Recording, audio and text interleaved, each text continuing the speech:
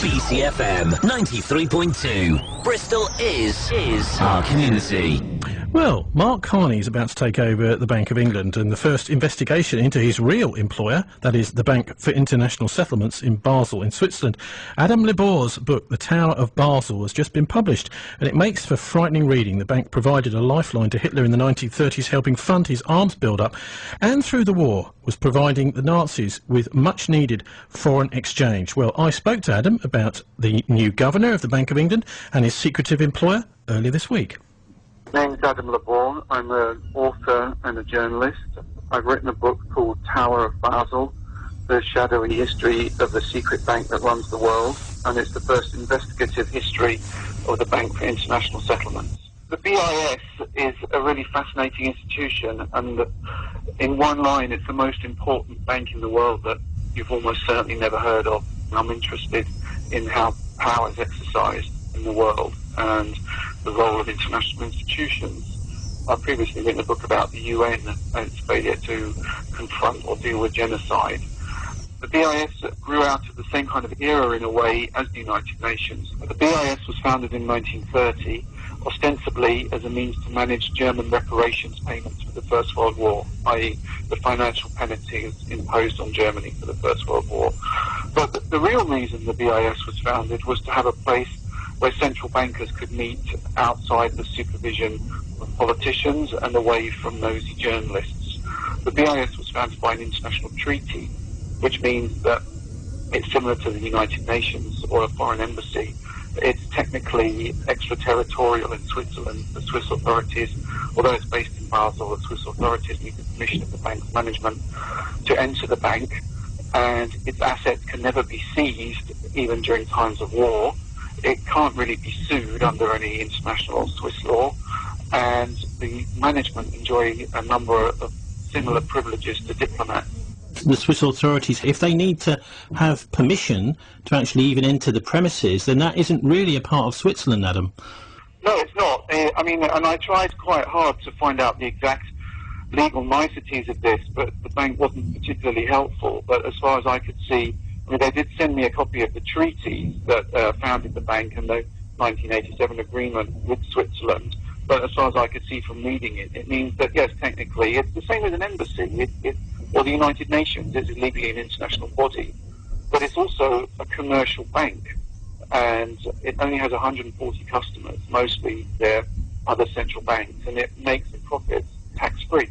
It was founded in the 1930s at a time when the League of Nations was active, when there was this sort of idealism that, nationalism had led the world to the horrors of the First World War. So transnationalism and supranational institutions were really the way forward.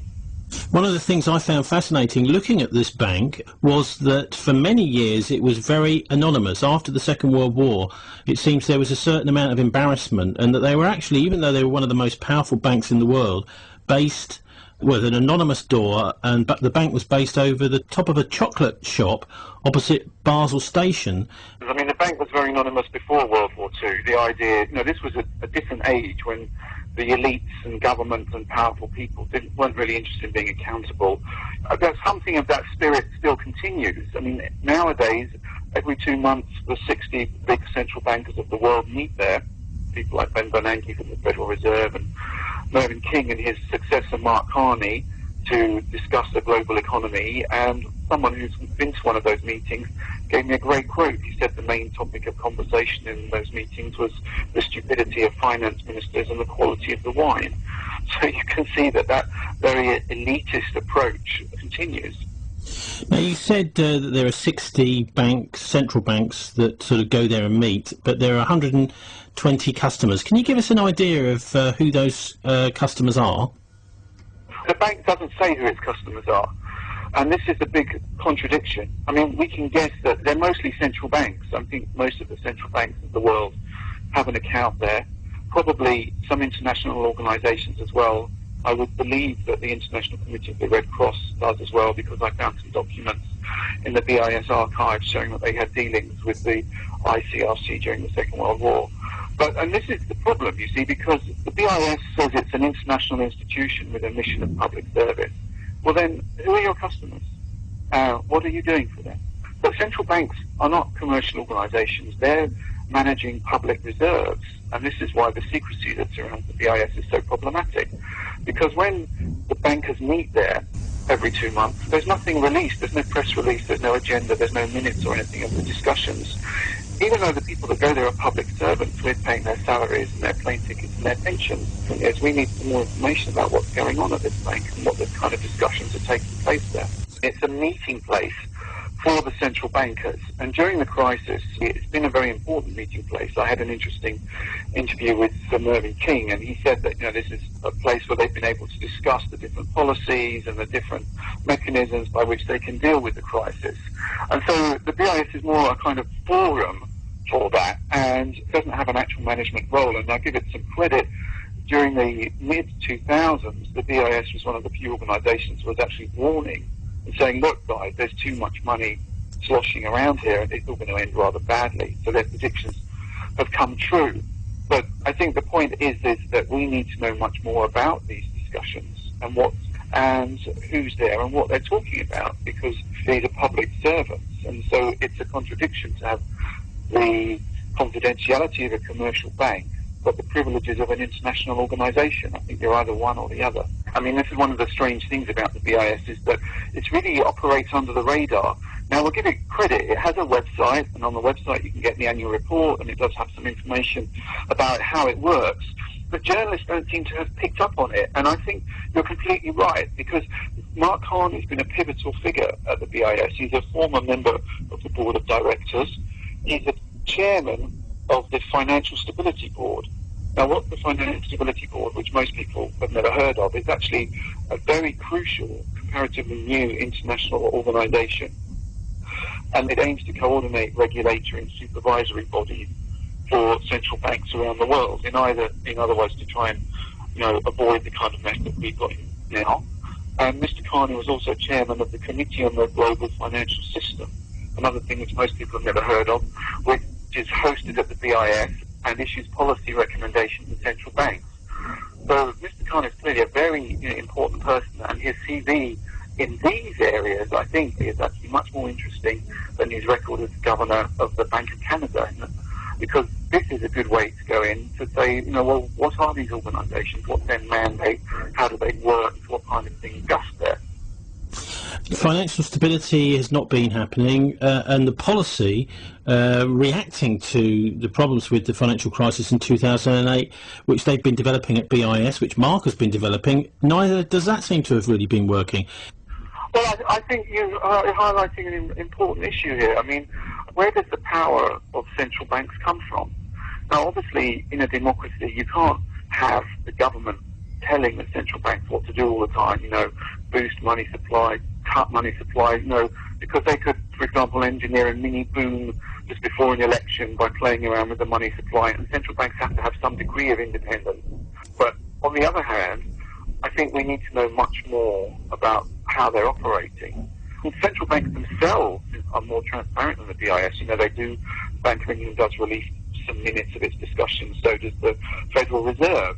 But it seems like when they get to the BIS, the door shuts behind them, they've got all these legal immunities around them, and they're suddenly on kind of protected international territory, and we don't know what's going on there, and we should. What about the assets of the bank? Do we know how wealthy it is? Yes, it's extremely wealthy. I mean, its profits for last year were more than $1 billion a year, tax-free. Those are distributed, some in dividends, some go back into the bank. So it's regarded as one of the greatest places to do business with. It does provide a service as well.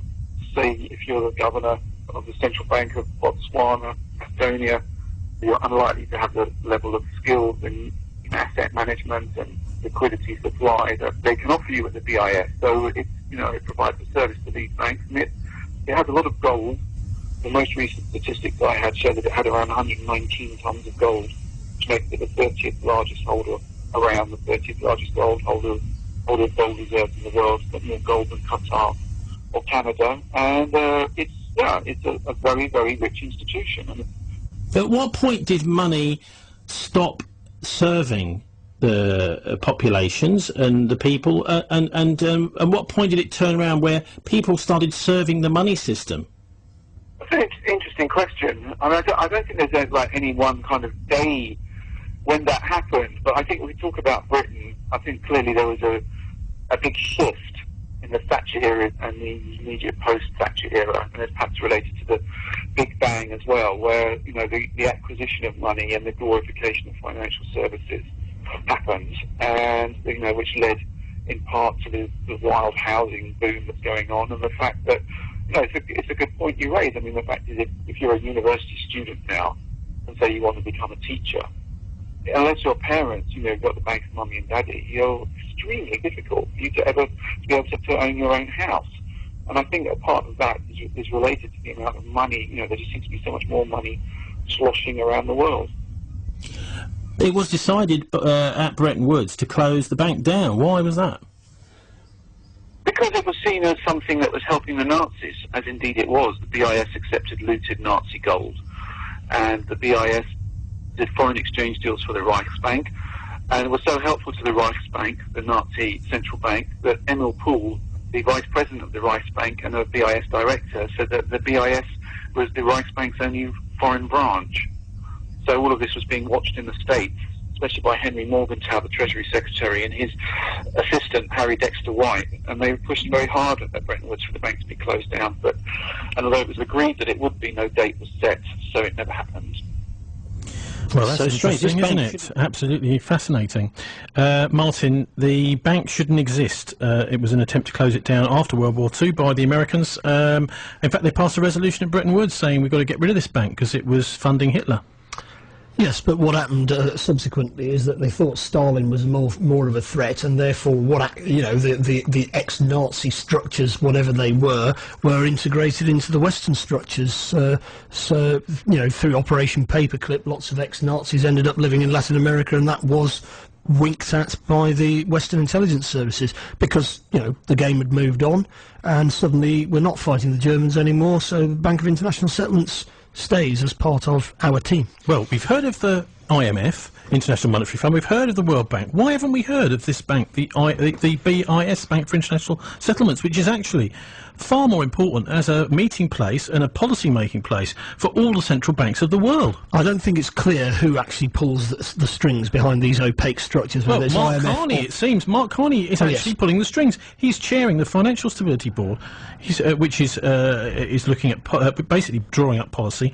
Another policy-making body, the Committee on the Global Financial System, he's also chairing that. Well, more importantly, he used to be a Goldman Sachs partner, like all of them. And that's what people have got to recognise, is that we've got the intertwining of private and public interests here.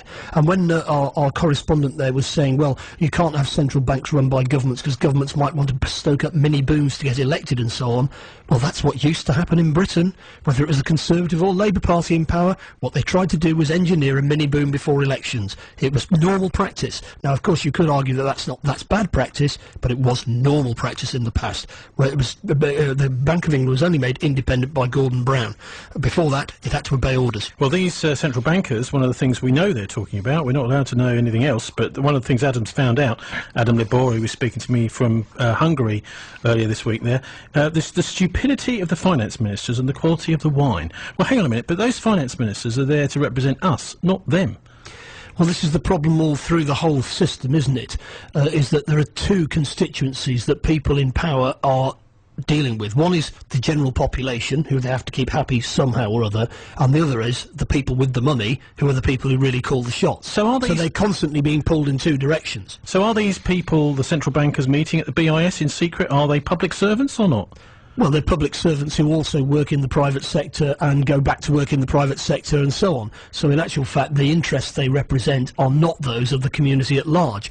Perhaps we should nationalise the whole lot and make the banking sector run by and for the community. Anyway, that book is out last week. It's called The Tower of Basel, The Shadowy History of the Secret Bank That Runs the World, the inside story of the central banker's secret bank, by Adam Libor, L-E-B-O-I, who was speaking to me there early this week from Hungary.